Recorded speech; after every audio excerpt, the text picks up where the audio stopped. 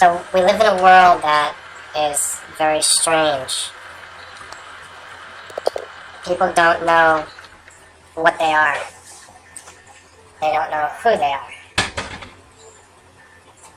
They pretend to be something that they've been attracted to. Something in the illusion market, something in the distractions. Like they saw a commercial for Viagra. And it means they need to go around and reproduce like rabbits. Or put it in a condom so no life can be created.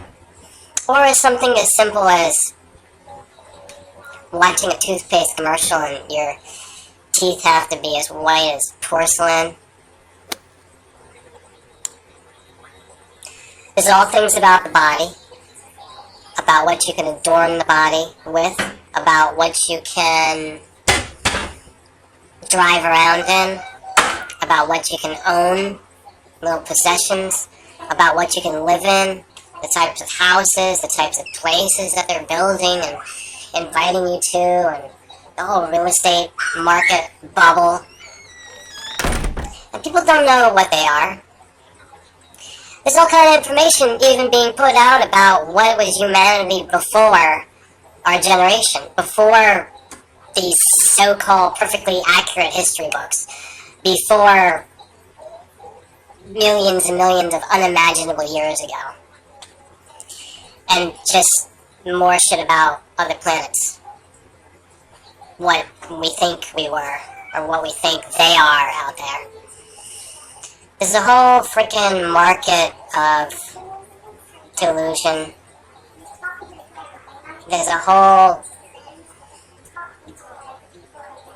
circle jerk of questions and knee-jerk responses. There's a lot of confusion out there in this strange world. And then there's the whole thing around money, because all of this can happen as a result of this abstract, false game that they play about money.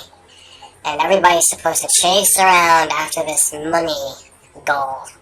Money goal is like a carrot on a stick that makes you move forward and do all the work for the person or the force. This imaginary wizard who keeps dangling the carrot. And that game is played for the money economy, the money capitalistic driven economy. And then when you get all those things like the blue pill, you got your white picket fence, you got your big fat bank account, and your credit cards, and your stocks and bonds and derivatives, and your status, and you're comfortable. You got all your bills in order, and you got everything, all the trappings of filthy wealth. And you still don't know who or what you are. And that's the scariest thing. And when people get so caught up in this game that then they turn away from religion and even just your basic garden variety spirituality.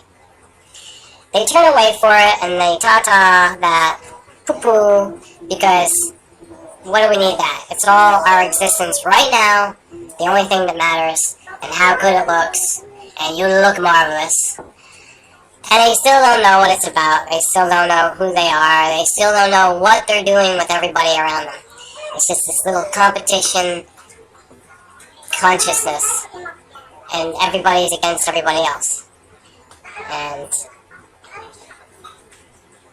the only cooperation that you see is cooperation between so-called enemies, just because they have an even bigger enemy that they're not really telling you about. And it's usually you. Because if you're not gaining from their game, then they don't like you. And you just watch on the sidelines to see their cooperation working together just to keep you in your lowly place. So all cooperation eventually leads you to find that there's an even bigger competition going on where you're the loser. I know that's kind of hard to handle, but another distraction and to put a delusion over on you that you're a loser. because somebody else is winning. Or just the whole fact that you're winning. Yeah, sure you're winning. You don't even know what you're winning. You don't even know the game.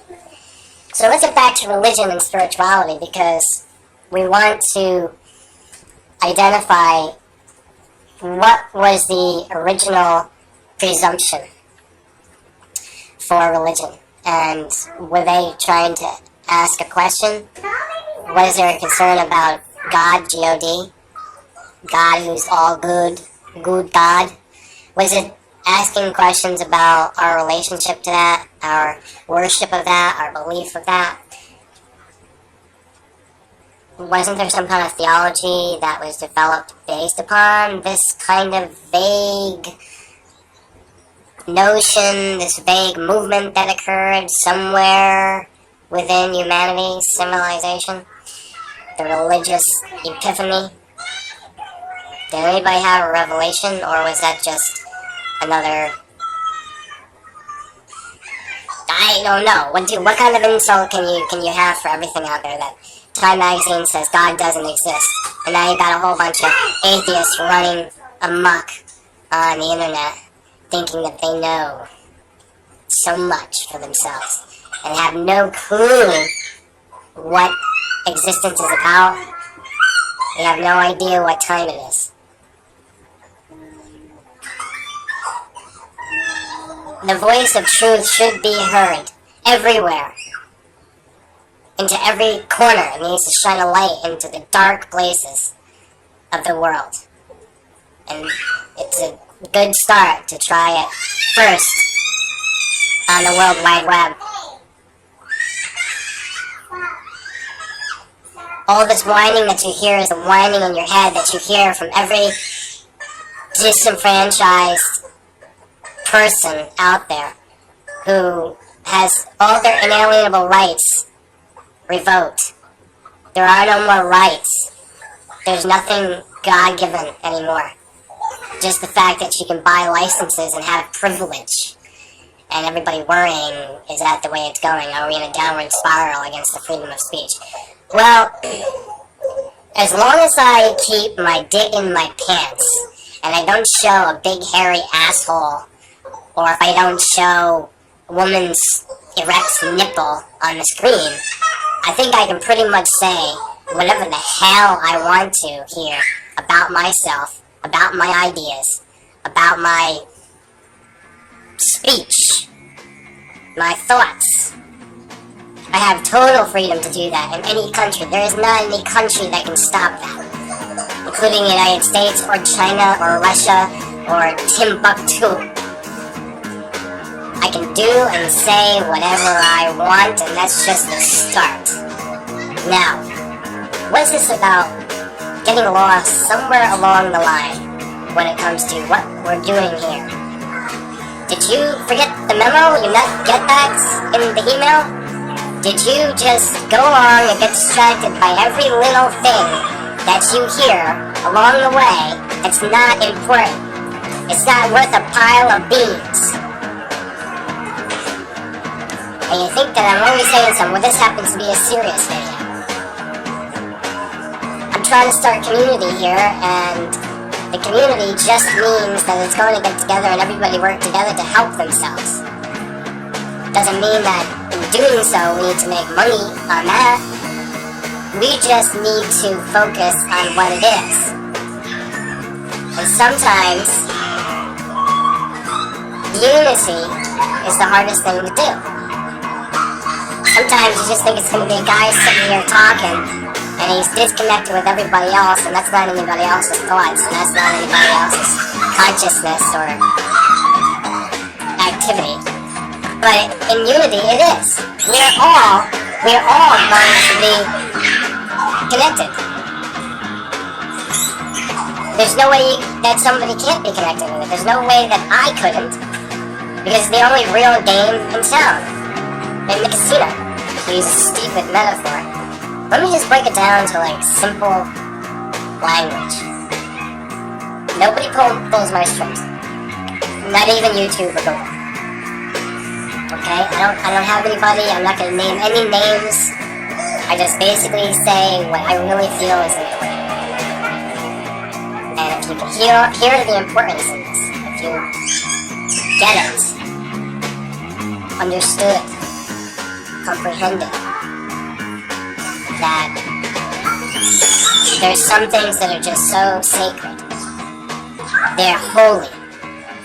It's not just about entertainment and confusion and being fake. It's about getting real. It's about what the truth is, the reality. And when you've got a real strong grip on that, you can get rid of everything else.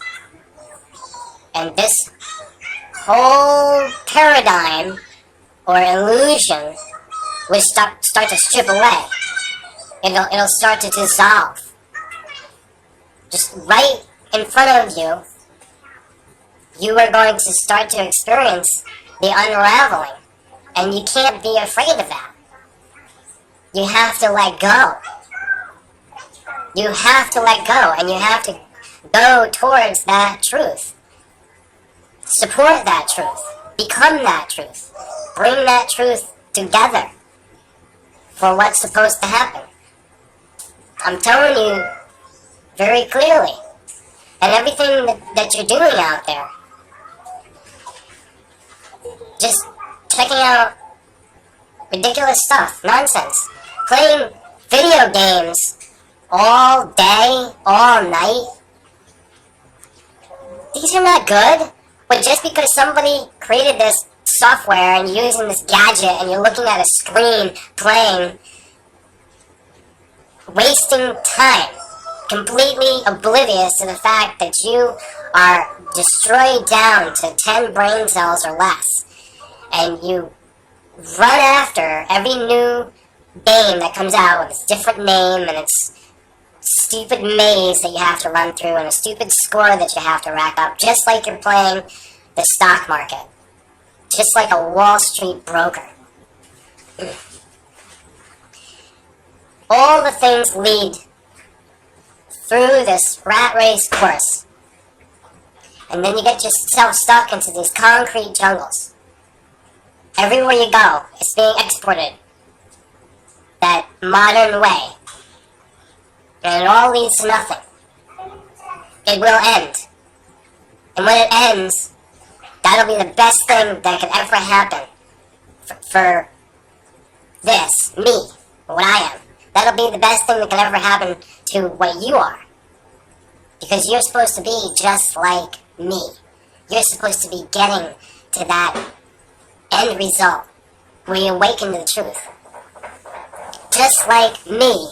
And the ability to think clearly and fully, with freedom, with power, with resonance.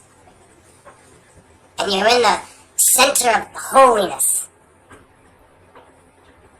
You are mesmerized and worshiping what's sacred. And the sacred thing, it is unseen and unheard. It's a place within that silence and where I gain all of the wisdom that I'm able to share in that space. It's untouched. It's protected. It's immaculate from all the other things that are out there, from your video games to your gadgets to your iPhones, and what's the next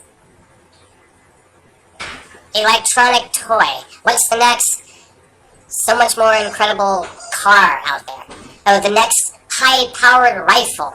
The next dream device, or the cream of the crop of all the other things out there, from perfume to jewelry to collectibles. I don't even know. It's just, I could go on and on just to try to jog your memory as to where these things started. Did it start way back when you remember being a child and somebody gave you something and it had to be so much importance in it? And oh, thank you. Oh my God, now I have to be attached to this thing, this useless crap. And then the whole ritual of it. The whole ritual. So that Christmas now has become this useless, demonic, possessed exchange of material crap. And you want to call that Christmas. And you have no idea what would be the origin of this concept of Christmas. What would it be? You don't know anymore. Because you gift wrapped your doom in a box. Your spiritual doom. And you're going to open it up at the end of Christmas Eve. So what? What, did you save the world? Did you imagine peace and prosperity then? You don't even know what that means. You've come to the most disgusting point of history right now. Disgusting, despicable, dirty. And you want to call me the dirty wizard. People literally, listen to me, just pointing out the tip of the iceberg, and someone has to say, you're like a dirty wizard. Well, I'll be glad to be called a dirty wizard by all you people that are stuck in a dirty game. I ain't doing the dirty game. I ain't doing it for any other reason that you people do. All your reasons. But I need you to listen. I need you not to be that. I need you to identify what you are, what you're doing. We need that to be identified, and it needs to be declared. And then you need to start moving your way out of that. Start to evolve. Start to set your mind free. Get to that point of clarity. Get to that center where everything is calm and just alright. You don't need anything. You don't need anything. You don't need to be specific. Any physical thing or device or entrapment or nonsensical behavior. You don't need insurance. You don't need these things. You don't need to do this at all. You don't need to play the lottery. You can't plan ahead for that all the rest of your life. Look at some of these kids out there, and you're trying to put them into the same addictive ruin. That's what you're trying to do, and you think what are we going to do? Who are we going to elect to help the nation and all the people and all my children?